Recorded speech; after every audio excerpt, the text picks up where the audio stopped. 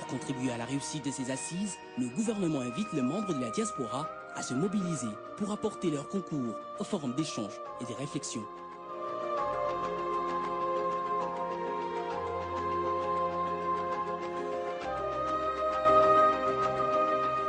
C'est une question très très importante et qu'on ne peut pas répondre comme ça en 2 jours. Excusez-moi de vous le dire. Je suis prêt encore à continuer avec d'autres opérateurs économiques de mettre même les moyens. On commence ici, on termine à Kinshasa. On a la chance au jour d'aujourd'hui d'avoir une infrastructure à Kinshasa, un hôtel, des bureaux. Il faut qu'on continue à trouver une solution. Ce n'est pas en 2 jours, je suis désolé, en 2 jours on ne trouvera pas de solution pour structurer la diaspora congolaise. Parce que, quand on parle de la diaspora congolaise, est-ce que tous les pays sont représentés ici? Je ne sais pas. Je ne sais pas. Donc, en 2 jours, on peut peut-être, comme on a dit, faire quelque chose de provisoire, mais en 2 jours, on ne trouvera pas une solution. Il faut beaucoup de jours, il faut beaucoup de décisions pour qu'on trouve une solution à ces problèmes. On a essayé, ce n'est pas facile. Si vous pouvez en 2 jours, alors bravo. Bon, je ne sais pas. Donc, pour moi, en 2 jours, c'est fait. Merci. Permettez-moi d'abord de rendre hommage à nos héros, qui est Henri Patrice Lumumba, M. Simon Kimbangu. Je vous permets et je vous remercie tous de m'avoir invité.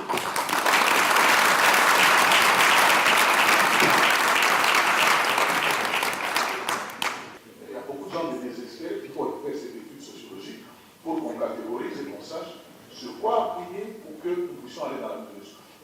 Il ne faut pas admettre la loi de Grécha dans ce domaine. C'est-à-dire la mauvaise monnaie chasse le bon. Il ne faut pas que le mauvais Congolais chasse le bon. Le bon qui est là doit aussi continuer à se battre pour démontrer que nous avons une autre image à montrer au monde.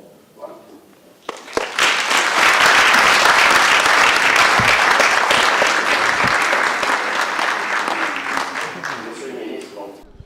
Je suis Henri Mova-Sakani, professeur et ambassadeur du Congo en Belgique.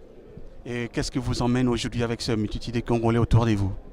Le gouvernement congolais organise une table ronde de contact avec sa diaspora parce qu'il s'est rendu compte de toute l'importance qu'est revêt le potentiel qu'il y a dans la diaspora congolaise afin que celle-ci participe en pleine force à la reconstruction du pays. Comme tous les pays du monde aujourd'hui, on a constaté qu'il y a énormément de talents, de compétences, d'opportunités, d'expériences dans la diaspora. Et le Congo s'est privé d'un tel apport de savoir, d'un tel apport du capital humain que pour accélérer le développement du pays, il est incontournable d'aller rechercher à travers le monde, de mobiliser toute la diaspora congolaise. C'est très très important parce qu'à un certain moment, la diaspora se plaignait à cause de tout ce qui est des tracasseries, surtout douanières, qui sont là-bas. Peut-être trouvera une solution à ceci. Oui, c'est un des sujets qui sera abordé ici. Il y a un certain nombre de préoccupations de la diaspora, mais ce n'est pas à sens unique. Le gouvernement a aussi des demandes par rapport à sa diaspora. Et nous en sommes à un dialogue, à un échange de vues, à la mise en commun des efforts pour que nous puissions positiver sur la question. On a retenu souvent de la diaspora congolaise, généralement la violence ou un certain nombre de comportements néfastes. Je crois que ce n'est pas vrai. Une crème dans la diaspora existe et celle-là est d'un apport indéniable qui est plus rapide. Mais tout le monde, il n'y a pas de bons ou de mauvais citoyens, tout le monde devrait venir dans le moule. Il a été parfois question d'incompréhension et je crois que là, nous pourrions baliser le chemin, nous pourrions nous aider à nous comprendre. Ok, c'est un vrai message pour la diaspora congolaise qui attend beaucoup de ces assises. Nous espérons qu'une solution sera trouvée entre la diaspora et les gouvernements de notre pays qui a aussi besoin de nous pour qu'on puisse ensemble développer ces pays. Vous avez bien résumé l'esprit de la table ronde. Merci beaucoup. Wij zijn een sociale organisatie die zich richt op helpen van migranten en het oversturen van hun geld naar huis en het ontwikkelen van de lokale economie. Werken jullie zo samen met een bepaalde Vlaamse vereniging of een NGO? Niet met een NGO in Vlaanderen op dit moment, in Vlaanderen. Wij werken samen met IFAD, met de Wereldbank En in Nederland met de Rabobank, maar ook met een organisatie zoals HealthNet. HealthNet is ook in Congo actief om voor met name de ex-militanten te organiseren. Ja, wij helpen de migranten om het geld naar huis te sturen.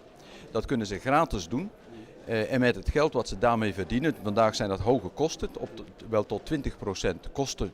En dan moet u denken dat als we naar Congo stuurt u meer dan 1 of 2 miljard euro per jaar. Met 20% kosten praten we dan al gauw over 200 of 400 miljoen. En dat extra geld kunnen we gebruiken in Congo om kleine economieën te gaan gebruiken, te gaan opstarten. Je ne m'adresse pas qu'à la diaspora congolaise en Belgique. Ici, nous sommes venus dans le cadre d'une table ronde qui s'adresse à tous les Congolais de la diaspora, qu'il s'agisse de ceux qui vivent en Belgique, mais également de ceux qui vivent un peu partout au monde. Comme vous l'avez vu, c'est une table ronde à laquelle participent les Congolais de tous les horizons. Il y en a qui viennent de l'Australie, de l'Amérique, de l'Asie. La démarche consiste en fait à réfléchir ensemble sur la meilleure façon d'impliquer la diaspora congolaise dans la reconstruction du pays. Aujourd'hui, la dynamique est là. Beaucoup de choses sont faites, mais on ne peut pas les faire sans l'implication de la diaspora. Comme vous l'avez dit tantôt, faire un recensement des gens de la diaspora, je suis tout à fait d'accord. Mais la base, c'est quoi? La base est que tout ce qui est dit ici, je l'ai dit dans mon discours, j'ai entendu de beaux projets. Mais rien ne peut se faire tant qu'il n'y a pas un état de droit. Et pour qu'il y ait un état de droit, il faut qu'il y ait le respect du choix du peuple. Si vous allez investir là-bas, vous de la diaspora, on va vous raqueter, on va vous voler, la douane est chère, et voilà, des pistons, des passe-droits, la corruption. Il faut d'abord commencer par ce qui est fondamental. C'est quoi? Établir un état de droit. Et pour établir un état de droit, respecter d'abord le choix du peuple. Ces peuples l'ont manifesté de manière libre, peut-être pas libre, mais démocratique. Monsieur le ministre, nous avons vu une forte délégation, toute la diaspora congolaise était témoin. Nous avons vu une très grande délégation d'une mission économique en Afrique, précisément en Angola et en Afrique du Sud. À quand le tour du Congo? Bon, le tour du Congo va venir, certainement. Donc je pense que lorsque nous aurons pu bien élaborer le programme, vous savez, j'ai pris beaucoup de contacts avec des entreprises belges qui sont intéressées par le développement socio-économique du Congo, et je ne doute pas un seul instant, ce sont des missions régionales qui sont accompagnées par la princesse Astrid, mais donc bien sûr que le tour du Congo viendra très prochainement. Monsieur le ministre, nous assistons récemment avec une très grande émotion la mort de plusieurs de nos compatriotes qui viennent de l'Afrique notamment, que ce soit du côté du Maghreb ou du côté du subsaharien, qui viennent échouer au large de l'Italie. N'est-ce pas la conséquence de la mauvaise politique de ne pas pouvoir aider les pays africains de s'émerger? Il y a deux raisons essentielles qu'il faut pointer dans ce drame, parce qu'on parle de vie humaine ici. Et donc, la première, c'est que nous devons absolument aider l'ensemble des pays africains à se développer, justement pour que les gens y trouvent leur place aussi chez eux. Et ça, c'est tout l'objet de la coopération, à côté d'autres comme la diaspora dont nous venons de parler. Mais également, l'Europe doit avoir une politique d'immigration beaucoup plus humaine que ce qu'elle ne peut avoir aujourd'hui à certains moments, et je tiens à le dire. Pensez-vous que si les Congo étaient bien gérés ou bien les ressources financières étaient bien distribuées, il y aura ce degré de pauvreté aujourd'hui pour éviter l'immigration vers l'Europe?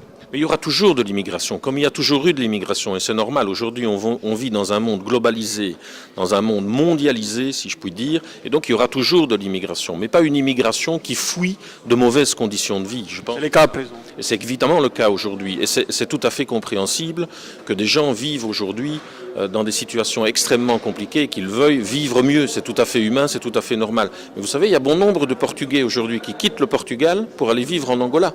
Oui, et quand on est autour de Belge. Et voilà, donc le monde aujourd'hui est un monde qui bouge très vite. Il faut retrouver un certain nombre de fondamentaux humains et sociaux. C'est dont ce monde a le plus besoin au jour d'aujourd'hui. Nous vous remercions. Merci beaucoup.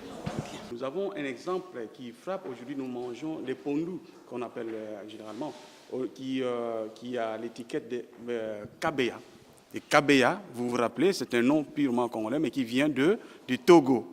Celui-là, c'était un parmi nous qui est descendu au pays. On lui a refusé, on lui a compliqué l'administration et il est allé finalement s'installer au Togo. Et aujourd'hui, le marché européen est inondé de matamba, il l'appelle lui-même, il a écrit. Si vous avez à Matongé, vous achetez un sachet de pondou, c'est écrit Kabeya, c'est écrit matamba, alors qu'au Togo, on n'en a pas ça, parce qu'il était vraiment déçu de son pays.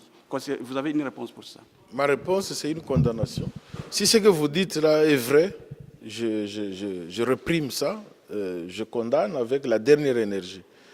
Pour moi, mes sentiments, moi-même qui vous parle ici, j'ai passé une bonne partie de ma vie à l'étranger.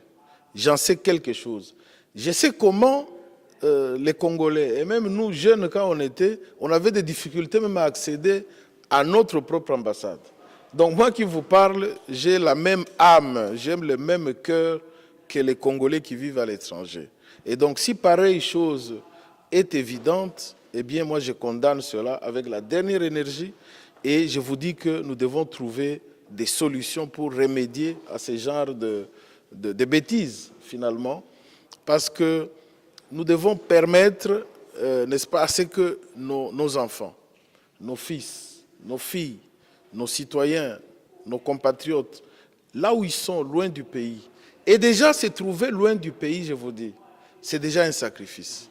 Se trouver hors du territoire national, c'est déjà en soi un sacrifice, et croyez-le moi, parce que moi j'en sais quelque chose. Et donc, il ne faut pas à ces gens qui supportent déjà cette part de sacrifice, qu'on puisse leur en ajouter d'autres. Au contraire, nous devons alléger leurs tâches, apporter des solutions. C'est ça que je suis en train de dire. Dans le domaine, par exemple, de la relance agricole, on devrait prévoir tout ça. Quels sont ces Congolais-là qui veulent venir? Avec ce qu'ils ont comme valeur ajoutée. Parce qu'ils ont vu ce qui se passe ailleurs. Hein, ils ont vécu ce qui se passe ailleurs. Ils savent comment on peut moderniser l'agriculture. Eh bien, donnez-leur les moyens, donnez-leur l'espace qu'il faut, donnez-leur les possibilités pour qu'ils puissent appliquer ce qu'ils ont appris à l'extérieur. Voilà, bonjour à tous chers compatriotes, vous tous qui nous suivez sur www.telechangu.com, à Kinshasa également sur 3 fois, qu'est-ce que je dis, sur Télé 7, la chaîne républicaine. Nous sommes ici à Bruxelles au palais Egmont où nous sommes en train de suivre pour vous la table ronde gouvernement et diaspora congolaise organisée par le ministère du Plan de la République démocratique du Congo. D'ailleurs, je suis avec moi, avec son Excellence, Monsieur le ministre du Plan, Célestin Vunambadi. Excellence, bonjour. Finalement, au terme de ces 2 jours de travaux. Quel est votre ressenti? Est-ce que vous êtes un ministre satisfait de l'action qui a été menée ici à Bruxelles? Juste une petite précision avant de répondre à la question. La table ronde gouvernement-diaspora est une table ronde du gouvernement. Elle est organisée par le gouvernement de la République démocratique du Congo et non pas par les ministères du plan. Je ne suis qu'un envoyé du gouvernement. Et donc, il faut que cela soit entendu. Je voudrais, pour répondre à votre question, vous dire ma satisfaction. Je suis très satisfait de noter que les choses se déroulent très bien, comme cela a été prévu. C'est un succès franc que nous sommes en train de rencontrer. Nous avions tablé sur une participation de tous les continents. Nous constatons aujourd'hui que les uns et les autres, tous nos invités venus de tous les horizons sont là, de l'Amérique, de l'Australie, de l'Afrique du Sud, de l'Asie, de l'Europe. Tout le monde a répondu présent. Les sujets ont été bien préparés, les animateurs ont été très brillants, la logistique a suivi, la documentation a été bien distribuée, les débats sont houleux, intéressants, des belles recommandations qui ont été formulées jusque-là. Et donc je dois noter que c'est pratiquement une réussite et j'espère que nous ferons cet après-midi un bel atterrissage. Non, la question des visas, c'est un autre aspect du problème. Du moment où ils sont congolais, la nationalité congolaise, pour aller au Congo comme étranger... Non, il faut distinguer les choses. Tant qu'un Congolais de l'étranger a pris une nationalité étrangère, il n'est plus congolais. Par conséquent, s'il se rend au Congo, il doit avoir un visa, ça c'est tout à fait clair. Mais ces origines ethniques ne les jouent plus. Alors, ce qui, dans l'hypothèse de ce que nous défendons, c'est-à-dire que dans la mesure où la qualité de Congolais est liée à la nationalité congolaise d'origine et que cette nationalité, le gouvernement congolais n'a pas qualité de la donner, donc pas la retirer, dans l'état actuel du droit, ces gens-là doivent payer leur visa pour y aller, mais il faut attendre une révision constitutionnelle ou une interprétation dans la perspective que j'indique pour créer les conditions nouvelles de reconnaissance de cette nationalité congolaise. Et c'est dans ces contextes que nous retrouvons peut-être des ministres qui ont double nationalité là-bas au pouvoir. Non, mais ça c'est une autre question. Merci. Merci à vous. Merci pour ça. Bien sûr, la diaspora peut contribuer à aider dans notre ministère. D'abord, c'est un ministère qui est propriétaire de la terre au Congo, mais qui est très pauvre en infrastructure. Pourquoi pas les membres de la diaspora peuvent se constituer pour voir comment faire le renforcement des capacités des agents, peut-être en apport matériel, tel que des matériels topographiques, puisque nous avons eu un médecin congolais qui a entendu cet appel-là de notre ministre l'année dernière quand nous étions en Belgique et qui nous a fait cadeau de matériel topographique. Donc la diaspora peut contribuer. Je suis chercheur à l'université des Pays Basques. En Espagne? En Espagne, Pays Basques en Espagne, parce qu'il faut faire la différence. Je suis ici, c'est l'ambassade qui m'a choisi pour participer à la table ronde, pour voir dans quelle mesure nous pouvons apporter ce que nous connaissons dans tous les domaines que nous possédons à nous. Et la table ronde a commencé aujourd'hui. Je pense que ça a commencé avec un peu de discours et puis après des discussions. Il y a des points positifs, il y a des points négatifs, mais je pense que l'essentiel est de se réunir entre nous, Congolais, et de se dire des choses en face. Je m'appelle M. Brado Itere, je viens de l'Irlande, je suis consultant en communication et je représente une association congolaise en Irlande. Donc j'ai été invité pour la table ronde à Bruxelles. Et quelles sont vos impressions? Oui, mais ça se passe bien. On a discuté, on a parlé. Et, je pense que c'est un point positif pour nous, Congolais, de l'étranger, de discuter ensemble et puis d'essayer de résoudre, de faire une plateforme en face du gouvernement pour Croyez-vous que la diaspora congolaise va suivre les recommandations de ces assises? Une table ronde, c'est une table ronde. Hein. Je ne sais pas, on parle français. Une table ronde, c'est pour parler des choses vraies avec nos compatriotes et en face du gouvernement. C'est quelque chose de positif. Et c'est quelque chose que je remercie personnellement tous les Congolais qui sont présents ici. Et voilà, je suis vraiment très content de participer à cette table ronde. Avez-vous personnellement des projets pour notre grand Congo? Oui, bien sûr. À travers votre association personnelle? Oui, bien sûr, personnel, oui, bien sûr, si Dieu le veut. Et voilà, on apporte une petite pierre par rapport à ce qu'on a appris ici, voilà, je pense. Alors, moi je m'appelle Marcel Gauthier Fouello, j'habite Paris, donc je suis économiste financier et chef d'entreprise à Paris. Donc je suis coach, je suis dans le consulting aujourd'hui. Je suis là particulièrement parce que la cause congolaise me concerne, bien entendu. C'est-à-dire que le Congo, mon pays, la République démocratique du Congo, a sonné. L'air a sonné pour que ces pays puissent évidemment bénéficier de toutes les expertises du monde. Moi, je me sens concerné. Le Congo, c'est ma passion. Ça, c'est un pays généreux qui m'a tout donné. Et il est temps pour que j'investisse un petit temps et aussi un peu de compétences pour que ces pays-là s'épanouissent et aillent de l'avant. Donc, je suis très content d'être ici. Ça valait vraiment la peine. Il ne fallait pas manquer. Et vous avez l'impression, ou vous êtes sûr que ça va être suivi des effets? Bien évidemment, je suis totalement optimiste. Je pense que ceux qui pensent que les choses ne marchent toujours pas au Congo ont tort.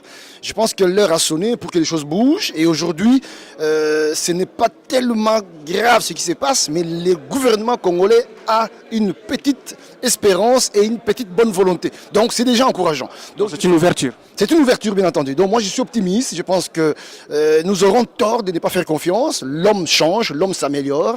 Le Congo, aujourd'hui, a beaucoup de fils qui ont pris conscience que ça doit bouger. Nous devons aller de l'avant. Donc ces pays-là doivent se développer parce que les enfants du Congo en ont besoin.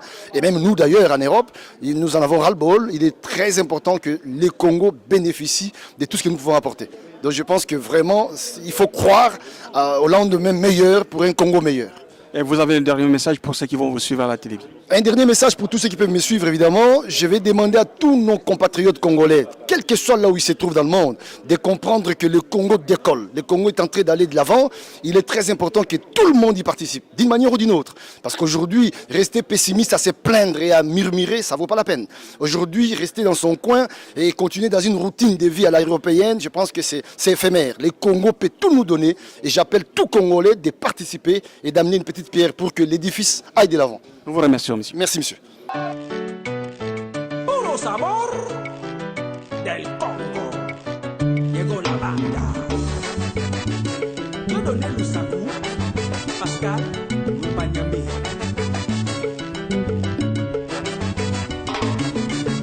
Mama soki amoni ngai, emoseto motema, akosala mosopo te ngai, nazange eloko moko te, akosala mosopo te ngai nazala te, akopesanga libero soki apilinga libere nzumba moto ekosika na basani ya kobwaka mai ya moto akosangisa elongo na roya biyo kasi akipa ngai te, naya kotuta pongo, naya kokata koko, naya kopenda fufu, naya kotuta, naya kotuta pongo, naya kokata koko, naya kopenda fufu, naya kotuta. Lionel Sandy. Romain Gardon, le commandant en chef. Mama Buka